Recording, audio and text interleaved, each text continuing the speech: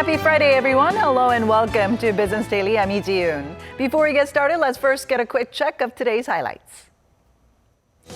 We take you to this year's Busan Motor Show to show you what new models are out and what cars are creating all the buzz. The people of Switzerland will be heading to the polls on Sunday to vote on whether to provide the entire population with an unconditional basic income. These stories and more coming right up. But first, as President Park Geun-hye is set to meet with French President François Hollande on Friday, the two leaders have plenty of topics to discuss at this time of global economic uncertainty. Our presidential office correspondent Song Ji-sun reports from Paris.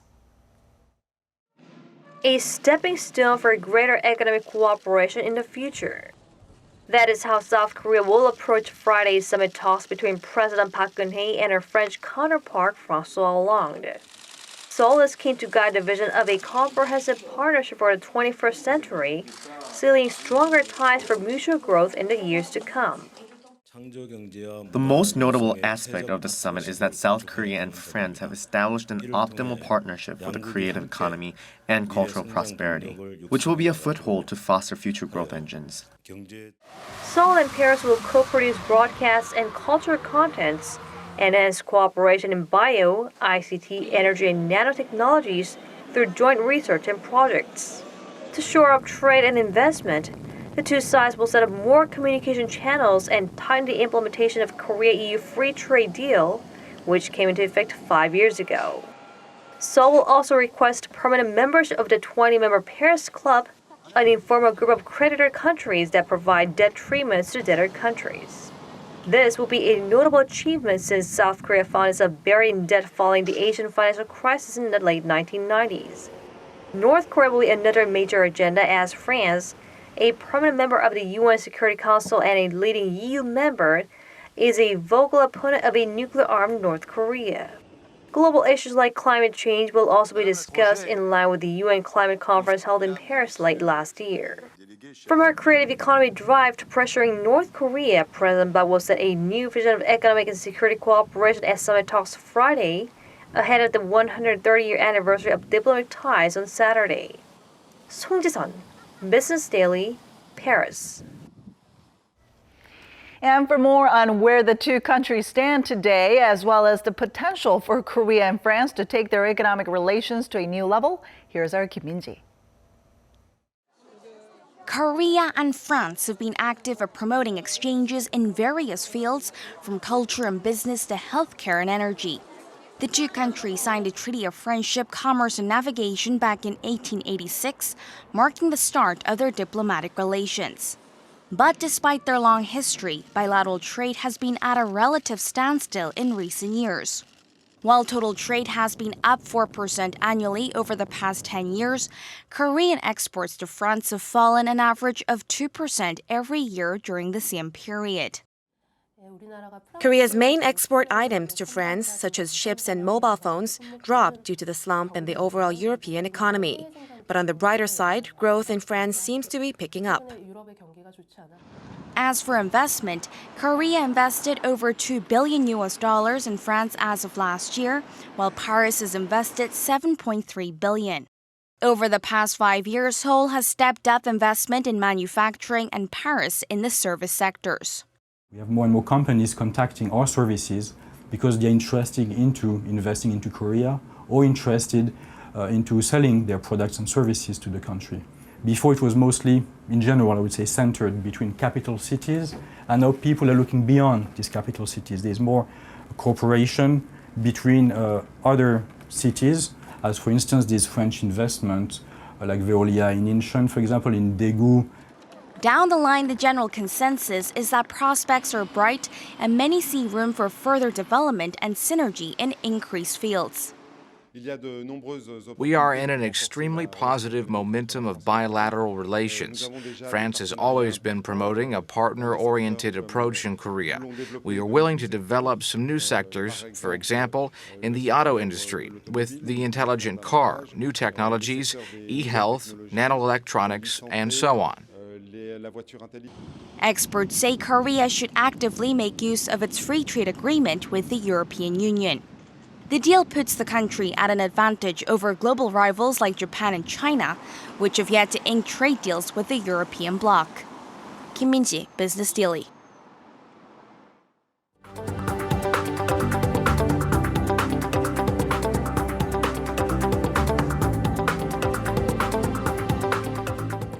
No agreement on oil production limits again. But such an outcome from OPEC's latest meeting in Vienna came as no surprise, as we continue to see tensions between Saudi Arabia and Iran within the oil cartel. Our Oh Soo-young has this report. The world's oil-producing cartel ended its ministerial meeting Thursday without reaching an agreement on oil production levels. Ministers from the 13 OPEC members discussed reintroducing a collective ceiling on crude output, an idea backed by Saudi Arabia and its allies, but the proposal was met with a firm no from Iran. I think it's not secret that Iran, they still want to produce their pre-sanction quantity. And also we have another country is missing from the market, Libya. So to come up with a number, it's very difficult to do, but at this time now, the number that we are producing is reasonable to the market. The market is accepting it. Despite the lack of a deal, the ministers expressed optimism about the global market's recovery, noting that prices have rallied 80% since January. But with production still high and unvetted, oil prices are hovering at around $50 a barrel, less than half the level seen before OPEC countries increased their output to defend their global market share. The subdued prices are a major cause of concern for the so-called Fragile Five nations: Algeria, Iraq, Libya, Nigeria and Venezuela. The lack of an outcome adds to the mounting doubts surrounding the cartel's relevance in the world due to its inability to take coordinated action. OPEC's previous meeting in February also failed to agree upon a production limit, after the member countries abandoned their cap of 30 million barrels a day in December. The next ministerial meeting will be held in November. Oh Soo-young, Business Daily. Korea's foreign exchange reserves dipped in May after rising for 2 consecutive months in March and April. According to the Bank of Korea, the country's reserves stood at $370.9 billion in May, down $1.58 billion from the previous month. The central bank partly attributes the drop to a cut in the value of non-US dollar assets. In May, the euro traded at $1.11 compared with $1.14 from a month earlier. Foreign reserves held in overseas securities dropped by nearly $6 billion from the previous month, while deposits added over $4 billion during the cited period. The Busan International Motor Show kicked off today in the southern port city of Busan. And over the next 10 days, plenty of car enthusiasts are expected to show up, excited to see new models put out by Korean and foreign automakers. Our Hwang Jae takes us to the event. From eco-friendly plug-in hybrids to luxury SUVs, scores of new models are on parade at the 2016 Busan International Motor Show. And the Busan Motor Show opens to the public on Friday, where visitors can find more than 200 cars on display from 25 different brands. Around 50 cars are making their debut in the Korean market, while 5 of them are making their global premiere. The G80 from Genesis is one of them.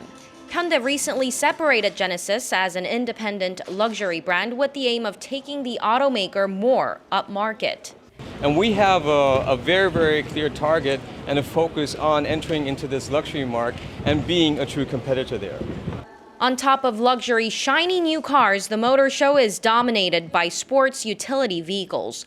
Trying to meet up with a booming demand for larger automobiles, Maserati, which has represented the finest in Italian sports cars for decades, unveiled its first SUV model, the Levante.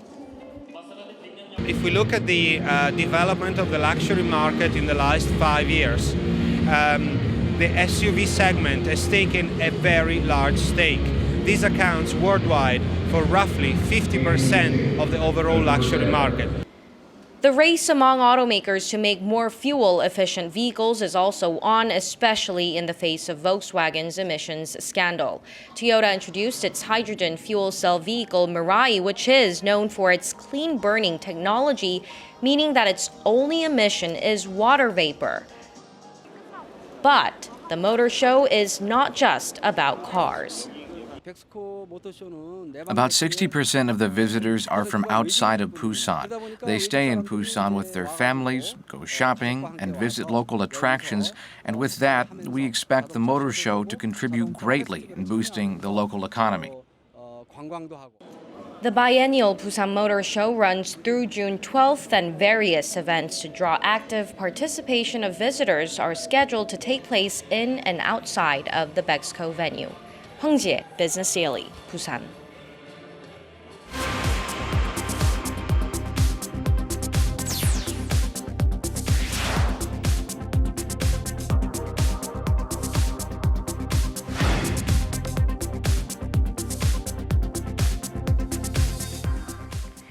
Today, we're going to take a look at a debate brewing in Europe surrounding universal basic income. That is, free money for all, regardless of need. For more on this, we're now joined by our Eunice Kim in the studio. Hello, Eunice. Hello. So this is a very interesting debate that's actually going to go to a vote on Sunday in Switzerland. Yep, you're absolutely right. Swiss voters will have their say this coming Sunday on whether their government should hand everyone a proposed monthly stipend of roughly $2,500 a month. Now, does this sound too good to be true? Take a look. Would you want a guaranteed financial stipend every month with no strings attached? The question will be put to Swiss citizens this coming Sunday in the world's first ever referendum on universal basic income. The proposed sum is 2,500 Swiss francs every month, money the federal government would dole out to each of its citizens should the motion pass. The provocative idea of granting everyone a base income, whether working or not, can be traced back hundreds of years to the 15th century. It's come to light in Switzerland after campaigners concerned with a growing gap between the rich and poor collected the required 100,000 signatures in 2013 to put the petition to a vote. The cardboard robot-clad demonstrators in Geneva point to real concerns of the threat technology will have on jobs. And some believe a universal basic income is at least part of the solution to a new tech-reliant world. One such advocate is Andy Stern, a Columbia University senior fellow who once led a 2 million-strong U.S. labor union. He warns of the potential for the greatest disruption of jobs in the history of the world, as others are calling for leaders in government and businesses to get out front of properly preparing for the coming tech surge. Organizers at Basic Income Switzerland crowdfunded the largest poster in the world, a giant 8,000 square meter sign that reads, "What would you do if your income were taken care of?" They argue having a basic income will liberate businesses from being responsible for the livelihoods of their employees and afford individuals the time to find a job they enjoy or start a business of their own. The Swiss government, however, says the utopian initiative was not something that it can afford. Even if it scraps its existing welfare payments, it says it would need to find 25 billion Swiss francs a year, which would come by way of spending cuts and new taxes. 21st century welfare reform. I mean, we're in the thick of it here in Korea too, so that's not a question that's far from us either. But I imagine there would be hesitation around this particular referendum because wouldn't we want to reward effort and productivity? Right, and a lot of people feel that way. The latest polls do show that more people are against this latest proposal, 60% to the 40% who have said they would support basic income. But the initiative's co-founder, Daniel Straub, says the movement has at least achieved some of its goals already, one very important one being the public engaging in heated discussions about universal basic income and by doing so, warming up to the idea. So we'll know by next week how these things turn up in Switzerland. But is there traction on this front in other countries?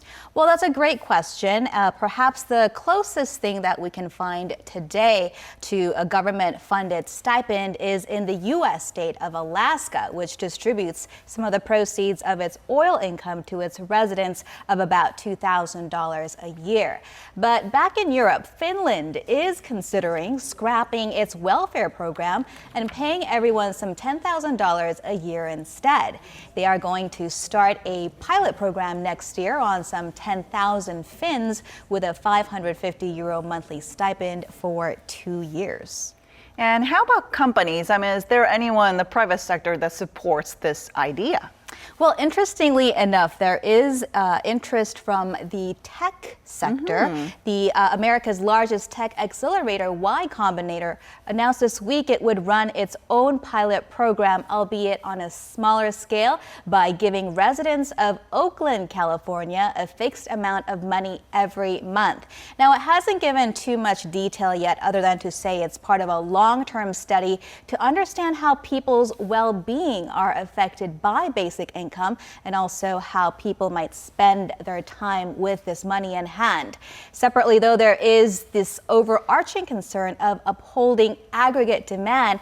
That is, these tech companies still have to make a profit. And even if robots run the factories per se, someone's got to buy their products. Right, that's right. So we'll definitely keep an eye on how this vote turns out on Sunday, and from there on out, how it goes, right? The dialogue will likely continue, yeah. All right. Thank you so much for coming in today, Eunice. Sure thing.